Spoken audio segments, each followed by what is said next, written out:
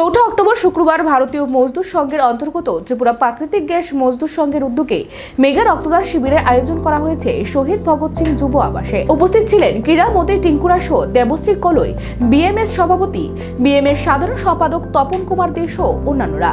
প্রদীপ প্রজ্বলনের মধ্য দিয়ে রক্তদান শিবিরের শুভ সূচনা হয়। অনুষ্ঠানে উপস্থিত ক্রীড়ামন্ত্রী টিঙ্কুরাই সকল প্রাকৃতিক গ্যাস মজদুর শ্রমিকদের ধন্যবাদ জ্ঞাপন করেন। শ্রমিক আন্দোলন করি যে আমরা যে সংস্থাটায় কাজ করছি এই সংস্থাটার জন্য আমাদের লড়াই করতে হবে, সংস্থাটার জন্য বেঁচে থাকে। আমার লড়াইয়ের সঙ্গে সঙ্গে সংস্থাকে বাঁচাতে হবে। আর একটা হচ্ছে চা বাগান, যেখানে সবচেয়ে বেশি শ্রমিকরা থাকে। সেখানে কি হয়েছে, শ্রমিকরা সত্যিই শোষিত ছিল। আমাদের রাজ্যে চা বাগান গড়ে উঠেছে 110-11 বছর আগে, রাজাদের আমলে শুরু হয়েছে চা বাগান। আমাদের ত্রিপুরার যে পূর্ণ রাজ্যের মর্যাদা পেয়েছে 50 বছর আমরা পার করে ফেললাম। 50 বছরে 51 বছর হয়েছে আমাদের পূর্ণ রাজ্যের মর্যাদা পেয়েছে আমাদের রাজ্যে। স্বাধীন হয়েছে দেশ, 77 বছর পার করেছি আমরা, স্বাধীনতা হয়েছে আমাদের দেশে। অথচ আমাদের চা শ্রমিক যারা ছিল, এই চা শ্রমিকের জমির অধিকার ছিল না। ওই চা বাগানে যে শ্রমিকরা বসবাস করে তাদের ভূমির অধিকার ছিল না। অথচ আমাদের এই রাজ্যে আমরা দেখেছি একটা সরকার ছিল যারা আন্দোলন করতো, তাদের কার্যকর্তারা বলতো যে অন্ন, বস্ত্র, শিক্ষা, স্বাস্থ্য মানুষের মৌলিক অধিকার, এর জন্য লড়াই করতে হবে। সত্যি তো, অন্ন, বস্ত্র, শিক্ষা, স্বাস্থ্য প্রত্যেকটা মানুষের গণতান্ত্রিক অধিকার। কিন্তু ওই মানুষগুলো, ওই সরকারটা 35 বছর থাকার পরেও ওই শ্রমিকদের জন্য 1 ছটাক জমি দেওয়ার ব্যবস্থা করেনি। এত কি হয়েছে, ওই সমস্ত শ্রমিক পরিবার সেখানে তাদের ছেলেমেয়েরা পড়াশোনা করতে পারেনি। কারণ পড়াশোনা করলে তারা বাইরে যদি কাজে যায় তাকে বাগান খালি করতে হবে। তাদেরকে ভূমি দেওয়া হয়নি, বাড়ির অধিকার দেওয়া হয়নি, জমির অধিকার দেওয়া হয়নি, জল দেওয়া হয়নি, শৌচালয় দেওয়া হয়নি, স্কুলের ব্যবস্থা করা হয়নি। শুধুমাত্র আন্দোলন নাম মাঠ ভর্তি করে ভাষণ শোনানো হয়েছে। নেতারা বক্তব্য দেবে, মাঠ ভর্তি করতে হবে, সেখানে মানুষ চাই, বাগানে ট্রাক্টর পাঠিয়ে দাও, বোঝাই করে নিয়ে চলে আসো, লরি বোঝাই করে মানুষগুলোকে নিয়ে এসো, মাঠ ভর্তি করো। আর লড়াই সংগ্রামের স্লোগান দিয়েছে, লড়াই করতে হবে, লড়াই লড়াই লড়াই চাই, লড়াই করে বাঁচতে চাই। অথচ ওই গরিব মানুষগুলো যারা শত বছর ধরে ওই বাগানে বসবাস করে, তাদের একটা ঘরের ব্যবস্থা করা হয়নি।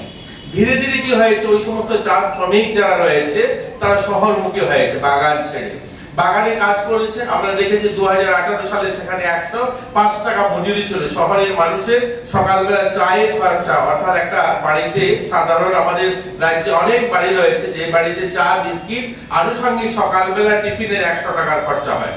অথচ 105 টাকা ওই চা শ্রমিক পরিবারকে মজুরি দেওয়া হতো, ওই শ্রমিকদেরকে মজুরি দেওয়া হতো।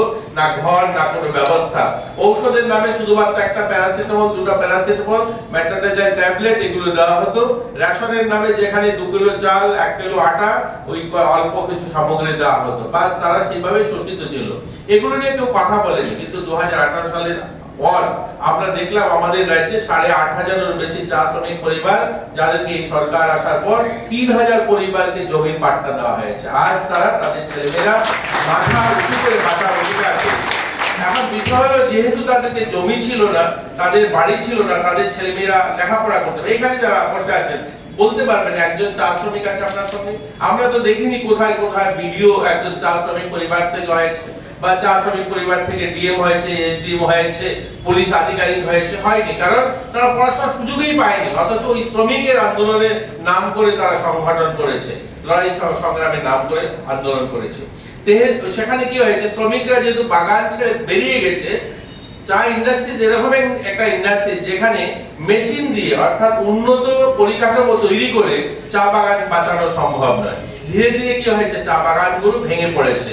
কারণ পাতার কোয়ালিটি ভালো নেই, সেখানে চা পাতা, উন্নত চা পাতা করতে পারছে না। কারণ সেটা হাতে তুলতে হবে, ওই যে কুড়িগুলো তোলে সেটা হাতে তুলতে হয়, মেশিনে তোলা যাবে না। তো যত মেশিন আবিষ্কার করুন না কেন, যত আধুনিক প্ল্যান্ট বসান না কেন, যত আধুনিক সরঞ্জাম লাগিয়ে নেন না কেন, কিন্তু চা ইন্ডাস্ট্রি চলবে না। চা ইন্ডাস্ট্রির জন্য চা শ্রমিক চাই, কারণ সেটা শ্রমিক বেস ইন্ডাস্ট্রি, সেখানে মেশিন বেস ইন্ডাস্ট্রিজ নয়। আপনি মেশিন যত আধুনিক করে নিন, পাতা মানুষ দিয়ে তুলতে হবে। তো ভালো পাতা তোলার জন্য ভালো শ্রমিক চাই, তার স্কিল ওয়ার্কার চাই। তো সেখানে তো স্কিল ওয়ার্কার নেই, শ্রমিকরা তো শহরমুখী হয়েছে। কারণ সেখানে এসে সে মুদিখানার দোকানে, কোনো গ্যারেজে বা কোনো রাজমিস্ত্রির জোগাড়ি করছে। কারণ সেখানে আসার পর সে 300 টাকা, 400 টাকা মজুরি পাচ্ছে। কোথায় দোকানে কাজ করে তো সেখানে 10,000 টাকা, সেই দোকানে কাজ করে 10,000 টাকা মাসে রোজগার করছে। সে বাগান ছেড়ে পালিয়ে এসে, সেখানে বাগান থেকে সরে এসে, তার জন্য ধীরে ধীরে চা বাগানগুলো বন্ধের মুখে চলে গেছে। তো আমাদের যারা মালিক পক্ষ তাদেরও মাথায় রাখতে হবে শ্রমিক বাঁচলে পরেই আমার ইন্ডাস্ট্রিজ বাঁচবে। অর্থাৎ সেখানে যদি মালিকরা দীর্ঘদিন ধরে মালিকরা যদি সেটা অনুভব করতে পারতো যে আমার শ্রমিকের ঘরের দরকার আছে, আমার শ্রমিকের স্বাস্থ্যের জন্য, তার চিকিৎসার পরিষেবার জন্য ডাক্তার ওষুধ দেওয়ার দরকার আছে, তার মজুরি বৃদ্ধি করতে হবে, তবেই সেখানে আমার ইন্ডাস্ট্রিজ বাঁচবে। সেই জায়গাটা ভুল করার কারণে আমরা সেখানে আর চা ইন্ডাস্ট্রিজ প্রায় মৃত পায়, কিছু বাগান ছাড়া বাকিগুলো বন্ধের পথে।